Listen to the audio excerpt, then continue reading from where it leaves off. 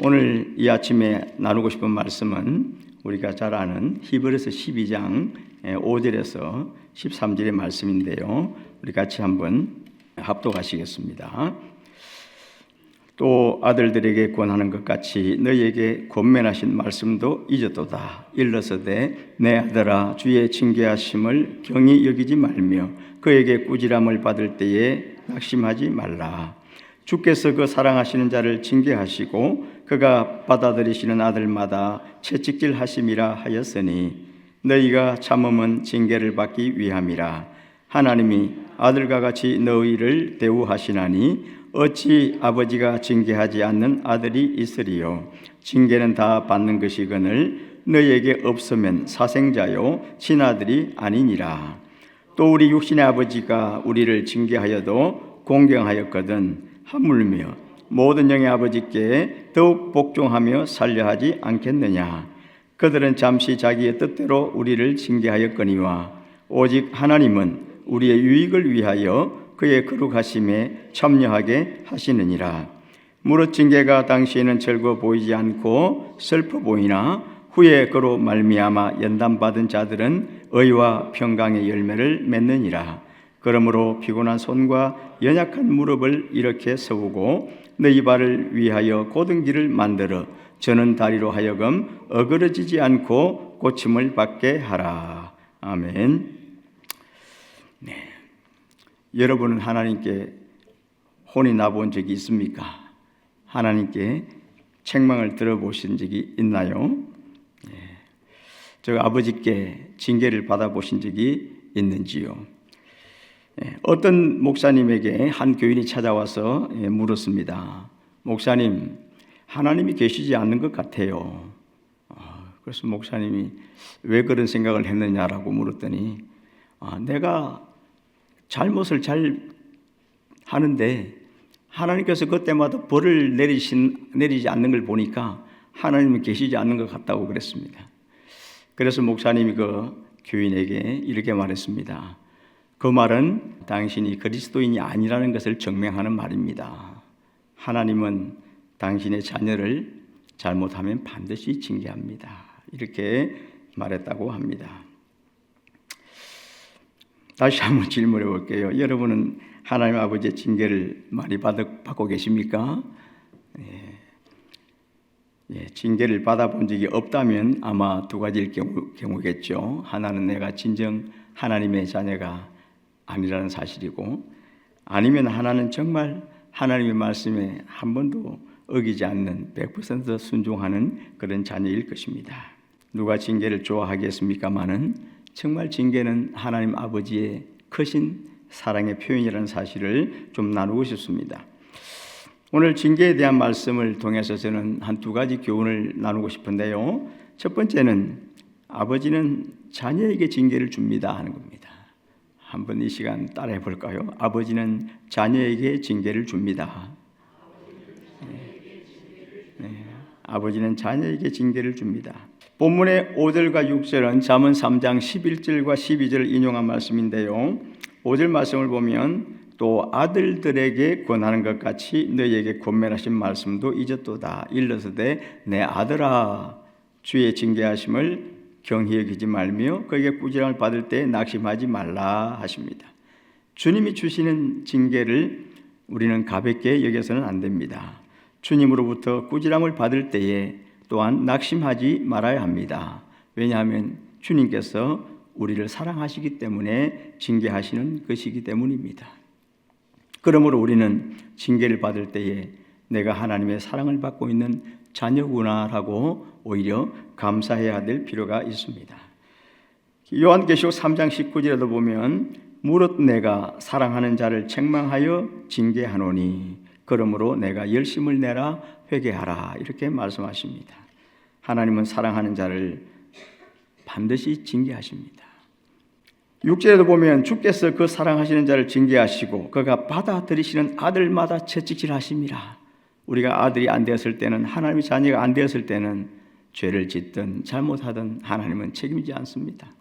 우리도 길을 지나가다가 아니면 이웃 집에 있는 아이들이 잘못한다고 그때마다 우리가 징계하고 이러지 않습니다. 관심 바뀌거든요. 그런데 우리의 자녀들이, 사랑하는 자녀들이, 심지어는 그 예쁜 손주가 잘못할 때도 할머니들이 간혹 징계하더라고요. 그걸 보면서 야, 정말로 사랑하는구나, 그런 생각들을 해봅니다. 징계는 참 사랑의 표현입니다. 7절에도 보면 너희가 참음은 징계를 받기 위함이라. 하나님이 아들과 같이 너희를 대우하시나니, 하나님이 아들과 같이 너희를 대우하시나니 어찌 아버지가 징계하지 않는 아들이 있으리요. 징계받지 않는 아들은 없습니다.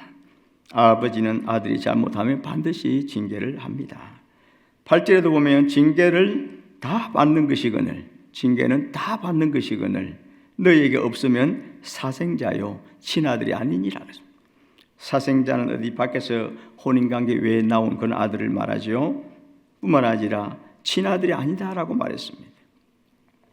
실제로 미국에서 어떤 그 상담을 하시는 분이 계셨는데, 한 장로님 계셨는데, 입양되어 온 어떤 아들이 상담을 신청했습니다. 왜 그렇게 힘이 없느냐, 왜 이렇게 우울하냐 물었더니 아버지가 저를 차별하시는 것 같다 그랬습니다. 왜 차별한다고 생각하느냐? 제가 입양되기 때문에 아버지가 저에게는 절대로 혼을 내지 않습니다 그래요. 우리 형은 친아들이겠죠. 우리 형은 잘못하면 매도 맞고 혼도 나고 하는데 나는 뭘 좀 잘못해도 절대로 혼을 내지 않습니다. 그래서 나는 내가 친아들이 아니어서 그런가 보다, 늘 이런 생각으로 우울했었다고 그래요.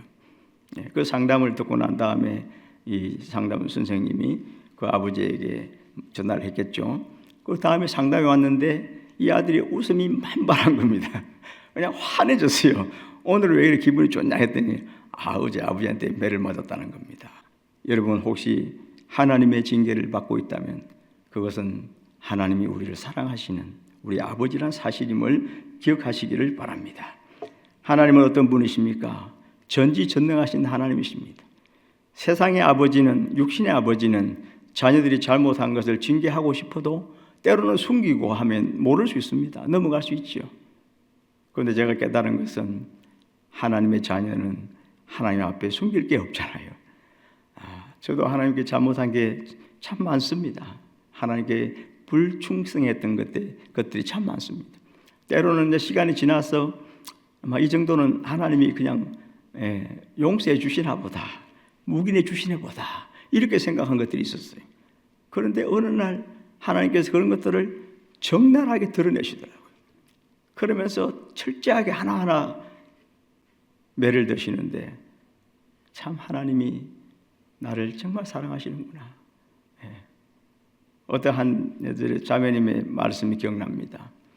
내가 예수를 믿고 보니까 내가 살아가는 것이 왜 이렇게 죄가 많은지 모르겠어요 라고 얘기하더라고요.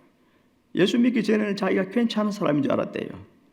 그런데 예수를 믿고 보니까 시시때때로 자기가 하는 일이나 말들이 다 죄가 넘친다는 거예요.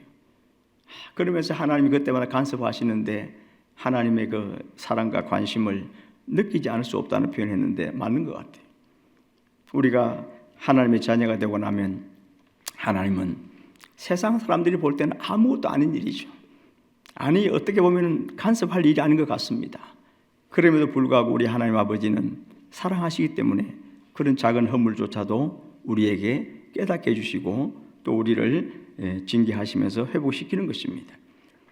숨은 것이 누가복음 8장 17절의 말씀이죠. 숨은 것이 장차 드러나지 아니할 것이 없고 감추인 것이 장차 알려지고 나타나지 않을 것이 없느니라. 여러분 우리 하나님 아버지는 우리가 속일 수 있는 그런 분이 아니죠. 히브리서 4장 13절에도 지으신 것이 하나도 그 앞에 나타나지 않음이 없고 우리의 결산을 받으실 이의 눈앞에 만물이 벌거벗은 것 같이 드러나느니라. 하나님 아버지께서 우리를 징계하신다고 아무도 모르게 은밀하게 그렇게 했던 일까지도 하나님께서 차단해서 책망하신다고 여러분 낙심하거나 오해하거나 또 슬퍼하지 마십시오. 하나님은 그만큼 우리를 모든 것을 다 아시고 우리를 사랑하시기 때문에 우리를 징계해 주시는 것입니다. 자녀를 사랑하시는 하나님 아버지는 우리를 정말로 사랑하시는 것입니다. 9절에도 보면 또 우리 육신의 아버지가 우리를 징계하여도 공경하였거든 하물며 모든 영의 아버지께 더욱 복종하며 살려 하지 않겠느냐. 육신의 아버지가 우리를 징계해도 공경하였는데 하물며 모든 영의 아버지께 더욱 복종하며 살려 하지 않겠느냐. 맞습니다. 육신의 아버지가 징계를 해도 우리가 잘 참아왔잖아요. 하물며 하나님 아버지께서 우리를 징계하는데 우리가 무슨 도리가 있겠습니까? 여러분, 오히려 징계를 받을 때 하나님께 감사하는 저와 여러분이 되시기를 축복합니다. 세상 사람들 저렇게 악하게 사는데도 징계하지 않네요. 하나님께서 내버려 두십니다. 최후의 심판, 하나님의 진노가 예정되어 있기 때문이에요. 그들이 잘나서 아닙니다. 그들은 아예 하나님께서 그냥 유기해 놓은 겁니다. 진노의 심판이, 돌이킬 수 없는 진노의 심판이 기다리고 있는 것이죠. 그러나 하나님의 자녀가 된 우리는 하나님께서 계속 거룩한 길로, 의의 길로 갈 수 있도록 하나님께서 시시때때로 징계하십니다. 세상 사람들은 전혀 불이익을 당하지 않고 사는 것 같은데 나는 예수 믿는데 왜 이렇게 자꾸 힘들게 합니까? 때로 우리는 그런 하나님께 어리광을 부릴 수 있고 하소연도 할 수 있습니다. 그러나 그것이 얼마나 큰 하나님의 사랑인가를 깨달았으면 좋겠습니다. 뿐만 아니라 징계는 아버지의 사랑입니다. 두 번째 나누고 싶은 말은 자녀의 유익을 위하여 징계를 줍니다. 자녀의 유익을 위하여 징계를 주죠. 10절에 보면 그들은 잠시 자기의 뜻대로 우리를 징계하였거니와 오직 하나님은 우리의 유익을 위하여 그의 거룩하심에 참여하게 하시느니라. 여기서 그들은 육신의 아버지를 말하죠. 육신의 아버지는 잠시 자기의 뜻대로 우리를 징계하였거니와. 저도 우리 자녀들을 징계해 본 적이 있는데요. 자기 뜻대로 징계한 거죠. 내 뜻대로 징계한 거예요. 그러다 보니까 이것이 자녀에게 정말 유익하지 못한 결과를 초래한 것도 참 많습니다. 잘못한 거죠. 실수로 징계를 준 겁니다. 그런데 하나님은 우리의 유익을 위하여 그의 거룩하심에 참여하게 하십니다. 하나님의 징계는 반드시 우리에게 유익을 가져다 줍니다. 우리를 망하게 하려고, 잘못되게 하려고 징계를 주는 경우는 없습니다. 고린도전서 11장 32절에 보면 우리가 판단을 받는 것은 주께 징계를 받는 것이니 이는 우리로 세상과 함께 정죄함을 받지 않게 하려 하심이라. 주님으로부터 판단을 받는 것이 징계입니다. 하나님의 사람들로부터 책망을 받는 것이 징계입니다. 육신적으로나 경제적으로 어려움을 당하는 것도 징계이지만 하나님의 사람들로부터, 하나님의 말씀으로부터 자주 책망을 받는 것도 징계라고 성경은 말씀하고 있습니다. 징계는 잘못을 지적하고 판단하지만 결국 우리를 유익하게 한다는 겁니다. 아버지의 자녀는 하나님께서 반드시 유익하도록 징계하심을 아시기를 바랍니다. 11절에도 보면은 무릇 징계가 당시에는 즐거워 보이지 않고 슬퍼 보이나 후에 그로 말미암아 연단받은 자들은 의와 평강의 열매를 맺느니라. 이 유익의 어떤 두 종류를 말하면 의와 평강의 열매를 맺게 한다는 겁니다. 즉 우리가 징계를 받기 이전에는 어렵지 못했다는 거죠. 불의했다는 겁니다. 그런가 하면 평강이 없었어요. 당연히 불의했는데 어떤 평강이 있겠습니까? 늘 시기와 싸움과 질투와 악한 생각들로 늘 가정은 깨어져 있고 분열되어 있고 다툼이 있었습니다. 그러나 이 징계를 통해서 우리가 어렵게 되었고 또 평강을 누리게 되었다고 말씀하죠. 그래서 징계의 어떤 유익 중에 첫 번째는 의와 평강의 열매가 삶에서 맺히는 것입니다. 하나님 아버지의 징계는 우리를 회복시켜서 다시 한번 하나님의 거룩하심에 참여하게 하시는 것입니다. 그렇기 때문에 징계는 참으로 우리를 유익하게 하는 아주 좋은 것이죠. 로마서 8장 6절에 보면 육신의 생각은 사망이요 영의 생각은 생명과 평안입니다. 성령의 생각으로 바꾸는 것이죠. 육신의 생각에 사로잡혔던 나를 성령의 생각에 지배를 받도록 징계하시는 것입니다. 결국 성령의 생각이 우리를 생명과 평안으로 인도하는 것입니다. 어떤 일꾼이 저희 집에 와서 수도를 공사하는데 이분이 과거에는 아주 화려했던 삶을 살았다 그래요. 부자고 성공했던 삶을 살았는데 어쩌다 한순간 잘못해서 가정은 파탄나고 자기는 일용직 근로자가 되어서 이렇게 누가 불러주면 와서 수도를 고치면서 이렇게 살아가는데 자기가 가장 힘든 때가 아무도 없는 집에 혼자 들어갈 때라는 거예요. 아무도 없는 집에 혼자 들어갈 때 너무 쓸쓸하고 외롭다는 겁니다. 과거에는 전혀 그걸 느끼지 못했는데, 또 가장 부러운 것은 식당에 가서 혼자 밥 먹으려고 하면 옆에서 부부가 같이 밥을 먹든지 부모와 자녀들이 함께 모여서 웃으면서 밥을 먹는 모습을 볼 때 갑자기 그냥 숟가락을 놓고 나올 수밖에 없는 그런 부러움이 있다는 거예요. 과거에 왜 내가 이런 걸 몰랐을까? 그것이 그렇게 행복한 일이었는데 왜 몰랐을까? 이런 얘기를 합니다. 이런 걸 통해서 우리는 정말 의와 평강의 열매를 맺을 수 있도록, 더 잘못되기 전에 의와 평강의 삶이 될 수 있도록 돌이키는 것, 이것이 하나님이 우리를 징계하시는 이유죠.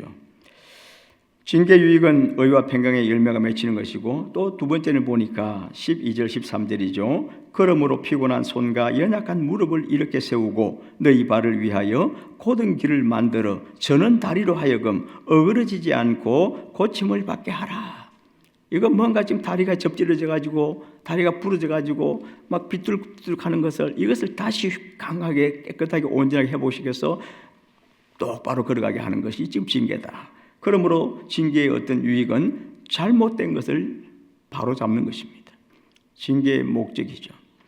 징계는 잘못된 것을 바로 잡는 겁니다. 거기에는 반드시 아픔이 따를 수 있습니다. 징계의 아픔이 따릅니다. 그러나 그 징계를 이겨야 하는 것입니다. 저희 아버지는 운동을 좀 하신 분이에요. 아주 저희들이 시골에 살 때 보면은 그 뭐 정형외과도 없고 뭐 면 소재지 않은 병원이 하나 있는데 그냥 특별한 병원이 아니에요. 그런데 어떻게 소문이 났는지 뼈가 부러진 사람들은 뭐 전부 우리 집으로 옵니다. 우리 아버지가 이게 어떤 좀 유단자긴 했나 봐요. 그래서 뼈가 부러진 사람 오면은 팔이 부러지는 다리가 부러지는 어디 골절 탈골된 신 오면은 그냥 이 잡아 넣어 가지고 뼈를 맞추어서 또 항상 그 부목이 준비됐습니다. 합판을 얇게 이렇게 잘라 가지고 거기다 붕대를 감아놔 가지고 그걸 부목으로 써 가지고 늘 이렇게 고쳐주는 걸 봤어요. 그런데 아이들이 오면은 그냥 혼자서 이렇게 뚝딱뚝딱 해서 고치십니다. 그런데 좀 성인이 오면은 이 잡아 당길 때 막 몸부림을 치고 워낙 아프니까요. 우리 아들들 아버지가 불러가지고 환자 되시는 분을 막 한 사람은 막 몸통을 붙잡고 또 한 사람은 막 팔이 부러져서 팔을 꽉 붙잡고 안 당기지. 아버지가 당길 때 못 따라오게 꽉 붙잡으라 그래요. 그러면 저희들은 두세 사람 덤벼 들어가지고 꽉 붙잡고 있습니다. 막 기둥에다가 발 이렇게 대가면서 붙잡고 있죠. 그럼 아버지가 당기면 얼마나 아픈지 고통을 칩니다. 그런데 그 잡아 당겨가지고 그 고통스러움을 극복하고 부목을 돼서 맞춰서 그냥 한 달 감아 놓으면은 그래도 나름대로 좀 성성해지는 걸 보게 됩니다. 징계가 얼마나 고통스러운지를 깨닫게 하는 그런 모습이죠. 고통스러운 아픔이지만 잘못을 바르게 고칩니다. 욥기 23장 10절에도 보면 나의 가는 길을 오직 그가 하시나니 그가 나를 단련하신 후에는 내가 정금같이 나오리라. 징계는 우리를 유익하게 합니다. 요한일서 1장 9절에 보면 만일 우리가 우리 죄를 자백하면 그는 미쁘시고 의로우사 우리 죄를 사하시며 우리를 모든 불의에서 깨끗하게 하실 것이요. 하나님 우리를 사랑하시는 아버지십니다. 하나님은 우리를 사랑하시기 때문에 징계하십니다. 징계는 아버지의 사랑의 표현인 것입니다. 왜요? 자녀이기 때문에. 아버지는 자녀에게 징계를 줍니다. 저 옆 사람은 예수 믿지 않는데도 전혀 징계받지 않고 그냥 평범하게 잘 사는 것 같은데 왜 우리의 삶은 이렇게 힘들게 하십니까? 간혹 이렇게 하나님께 하소연할 때가 있지요. 하나님 우리를 사랑하신다는 증거입니다. 낙심하지 마시고 오히려 징계를 받을 때 하나님께 더 감사함으로 사랑을 표현하시기를 바랍니다. 뿐만 아니라 자녀의 유익을 위하여 징계하신다는 거죠. 우리가 잘 되기를 바랍니다. 우리가 더 성장하기를 바라서 징계를 합니다. 의와 평강의 열매보다 좋은 게 있겠습니까? 가정이 의롭고 평안하면 이보다 더 좋은 것이 없죠. 그런 평강의 열매가 맺히도록 징계를 하시는 것입니다. 그런가 하면은 잘못된 것을 고치려고 징계를 하는 것입니다. 아픔이 있습니다. 고통이 따릅니다. 그러나 그 징계를 통해서 하나님 앞에 바르게 서서 이제 남은 생애를 똑바로 걸어갈 수 있도록 하나님은 우리를 도와주십니다. 오늘 저는 우리 이 세상 침례교회 사랑하는 성도님들 앞에 저의 이런 작은 소견을 통해서도 저의 이 실수를 통해서도 하나님은 나를 철저하게 징계하셨다는 것을 고백하는 것입니다. 그런데 그 징계가 때로는 힘들어 보이고 때로는 낙심되게 할지라도 내가 하나님의 자녀라는 사실을 하나님은 강하게 표현하고 계신다는 사실이고 또 나를 유익하게 한다는 사실을 생각하면서 징계를 받을 때 감사하고 찬송하는 저와 여러분 되시기를 축복합니다.